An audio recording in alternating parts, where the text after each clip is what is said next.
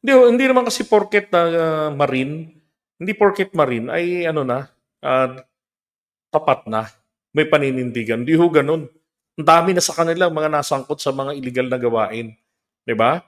Nasa serbisyo pa. Oh, ginagawa lang nila ang kwento na pagka marine parang plywood, matibay sa dagat, 'di ba? Matibay sa tukso. Naku ha.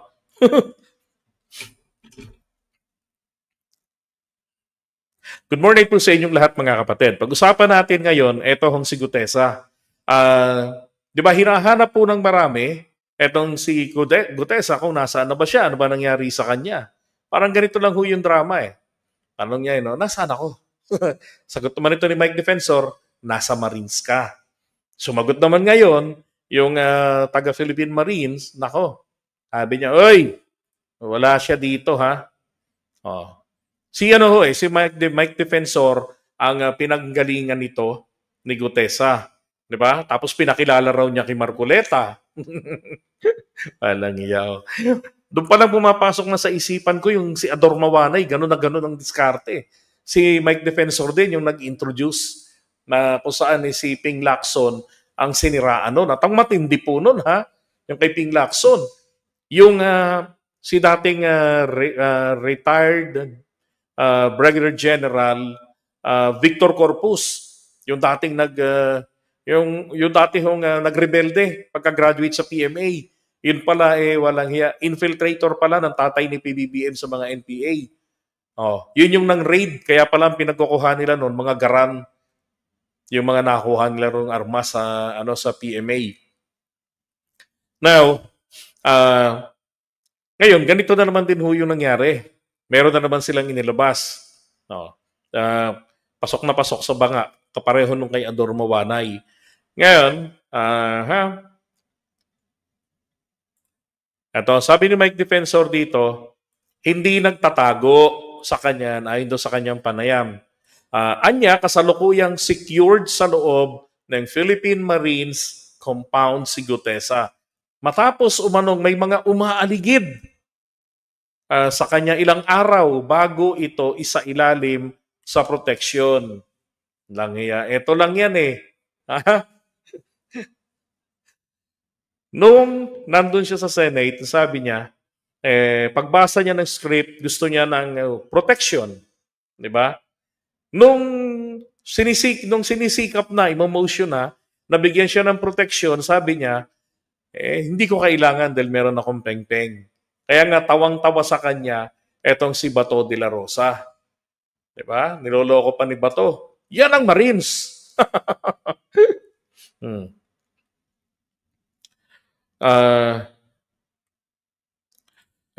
No offense, gusto ng Marines siguro sila lang magaling at matatag, matibay daw. Yun nga feeling plywood.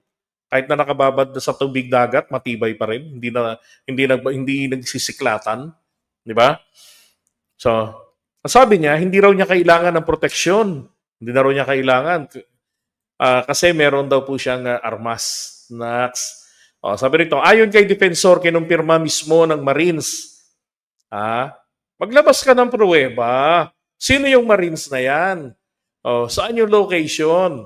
'Di ba? Ano to? Merong ibang location ng mga Marines natin. Compound na pag-aari ng Philippine Marines. Merong hindi nalalaman ng AFP natin, ganon. Baka naman ibang Marines ito. Ito yung mga Marines ng mga supporters si dating Pangulong Duterte. Yung merong 45 million members, 'di ba? Sabi niya, ayon kay Defensor, kinumpirma mismo ng Marines na may mga kahinahinalang individual na nagmamanman kay Gutesa, kaya ito inilipat sa mas ligtas na lugar. Dagdag niya, walang dahilan para questionin ang testimonya ni Gutesa dahil ito umano ay base sa katotohanan at dokumentadong ebidensya. Alangang nailatag na ebidensya. Hindi nga napanindigan. Diba sa Department of Justice? So ngayon, hinahanap kasi, di ba? Sabi, naalala ko to nung pinatadalhan ito ng sulat, sabi ni Ping Lacson ay papadalhan nila. Yung address nito, wala na siya doon. Tapos, baka nga raw sakaling itong si Marcoleta, alam niya kung nasaan ang whereabout nito. Pero nung may interview, ganun lang si Marcoleta, hindi na makapagsalita. Kung nasaan. Diba? Maliwanag lang ito, itinatago lang nila to. Si Gutesa. Ba't ho nila tinatago? Hindi ho yata. Baka meron hong isa na namang madramang entrada katulad nung ginawa nila nung hearing sa Blue Ribbon. Ang tansya ko nga dito kay Gutesa, siya ho yung pinaka-finale ni Marcoleta na witness. Kung totoo yung paniniwala nila na ang mga Pilipino ay mga miyembro na rin po o nagtatampisaw na rin po sa batis ng kamangmangan. Di ba? Ang problema, hindi umubra. Ang minalas palalo si Marcoleta doon kasi napalitan siya sa chairmanship. Ang pumalit sa kanya ay si Senator Ping Lacson na hindi naniniwala. Kasi alam na alam ni Lacson eh. Siguro narinig pa lang ni Lacson yung sinabi niya na nabanggit si Mike Defensor, alam na ni Lacson, nag-flashback na sa kanya. 'Di ba? Plus si Jinggoy Estrada pa binabanggit pa 'yon na Mr. Chairman, naranasan mo rin 'to. You have been subjected to this in 2001. 'Di ba? Yung Ador Mawanay.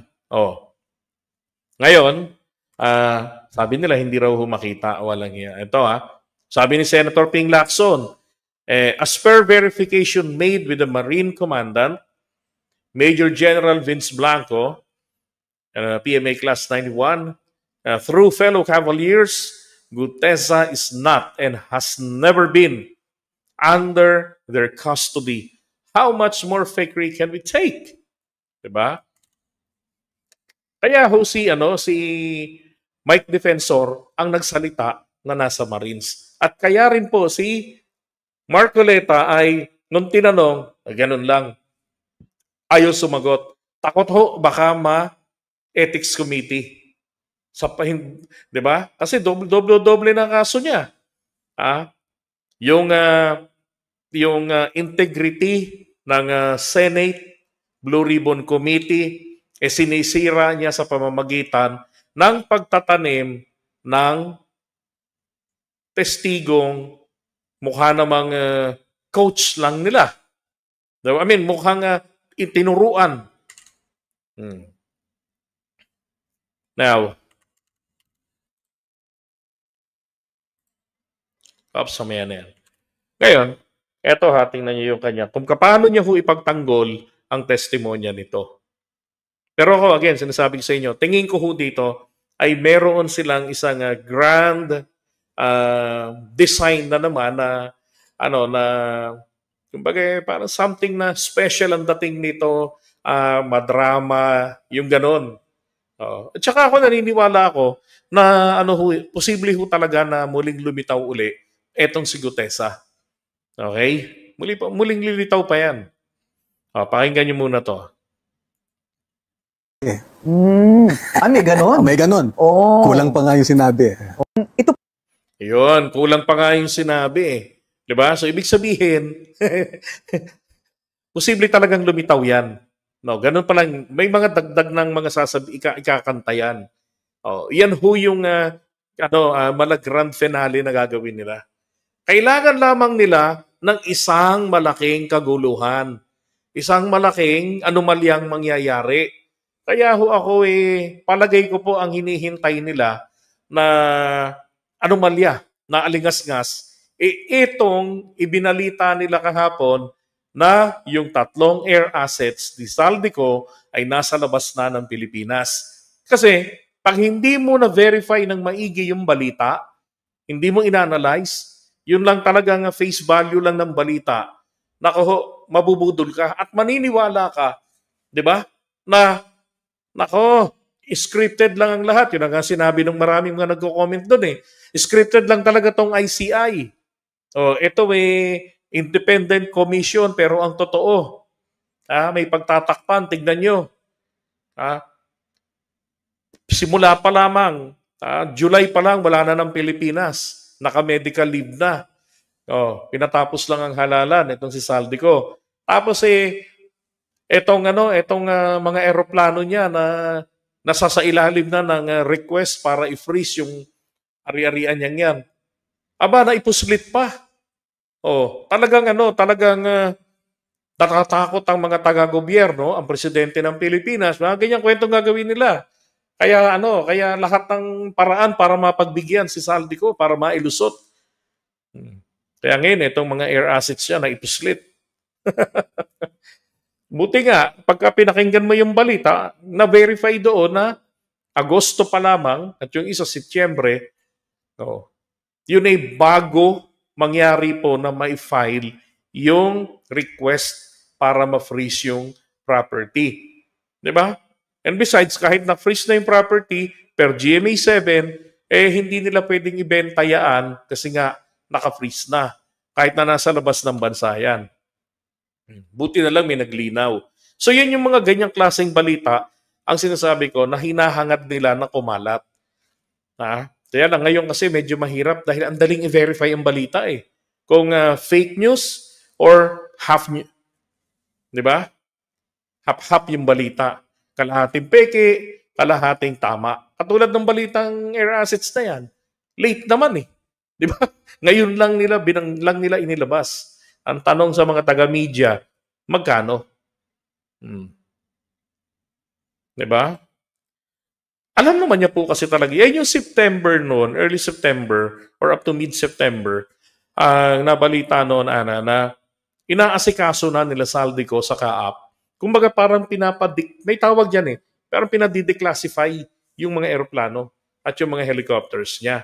Kaya lang natunugan nitong DPWH.